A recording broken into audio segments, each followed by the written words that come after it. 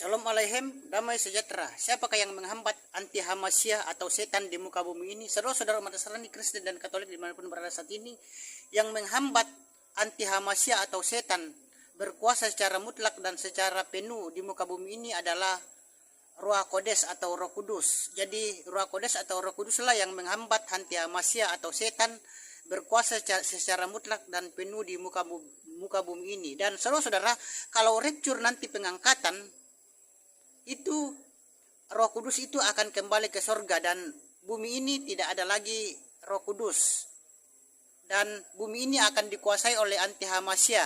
Bumi ini akan dikuasai oleh setan, dan anti Hamasya atau setan akan berbuat sesuka hatinya dan semaunya. Dan kita orang-orang yang rapture atau pengangkatan itu tidak akan mengalami penderitaan karena anti Hamasya, tetapi naik ke sorga. Sekian, sampai jumpa. Shalom Aleichem, damai sejahtera. Perbedaan Nabi dan Rasul dalam hal tugas. Saudara-saudara, perbedaan Nabi dan Rasul dalam hal tugas menurut ajaran Nasrani dan Kristen adalah, saudara-saudara, Rasul Tuhan itu tidak memiliki tugas yang sama dengan para Nabi. Dan tugas para Nabi itu menjadi juru bicara Tuhan, menjadi juru bicara Yahweh Elohim untuk menyampaikan apa yang terjadi di depannya, apa yang terjadi di masa yang akan datang.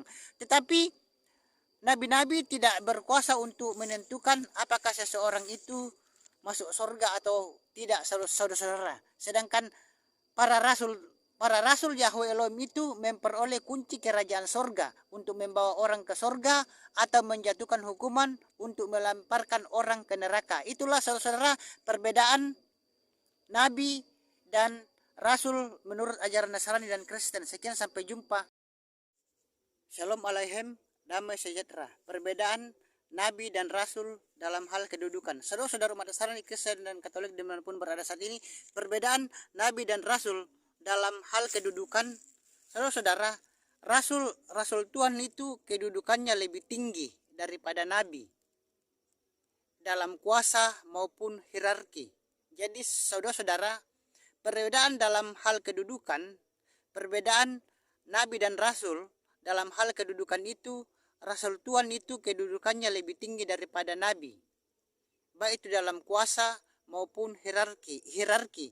Dapat kita baca di Matius 11 ayat 11. Sekian, sampai jumpa. Bapak yang memberkati saudara-saudara dimanapun berada saat ini.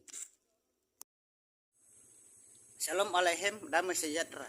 Back to the Bible.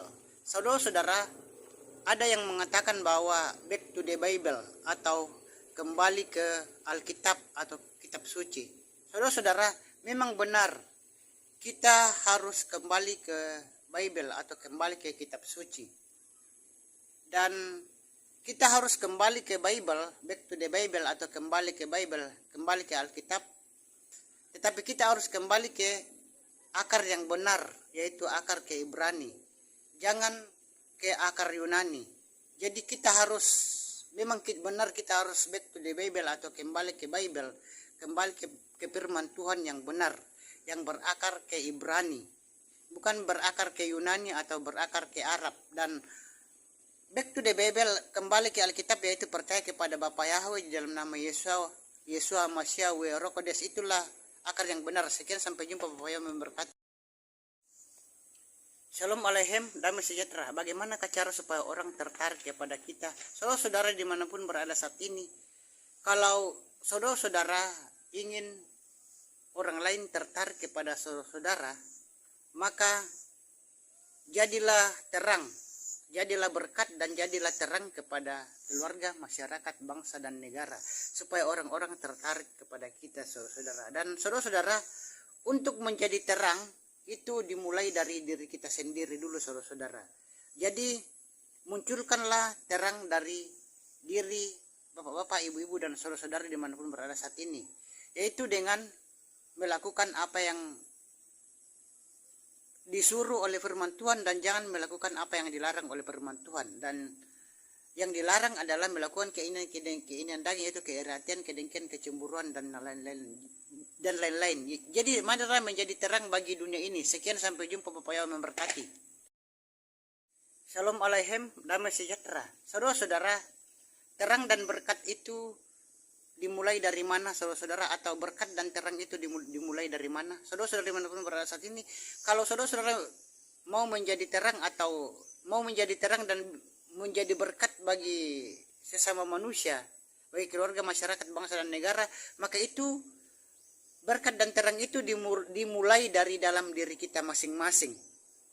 Caranya, saudara, adalah dengan melakukan kebaikan, selalu menolong orang, tidak iri, dengki, cemburu, dan melakukan keinginan-keinginan daging lainnya yang tidak berkenan di hadapan Bapa yang Maha Kuasa. Jadi, lakukanlah perintah Tuhan dan jauhi larangannya, supaya saudara itu bisa menjadi terang dan berkat bagi sesama, bagi terang dan berkat bagi keluarga, masyarakat, bangsa, dan negara. Dan terang dimulai dari diri kita sendiri. Sekian, sampai jumpa.